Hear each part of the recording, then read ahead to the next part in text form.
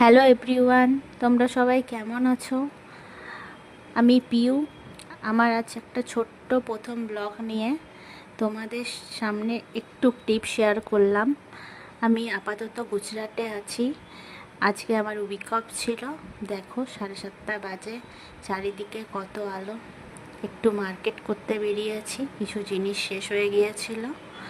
এখানে বেশিরভাগ সময় সবাই বিকেলবেলাই মার্কেট করে, কারণ সকালবেলা সবাই একটু অফিসের কাজে ব্যস্ত থাকে।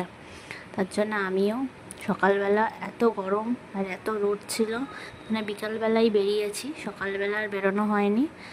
তাই একটু সব জিনিসপত্র নিয়ে ঠাকুরের জন্যে কিছু ফল আর ঠাকুরের জন্য কিছু খাবার নিয়ে বাড়ির পথে রওনা দিচ্ছি। জানি না প্রথম এক্সপিরিয়েন্স কেমন হবে, ট্রাই করলাম।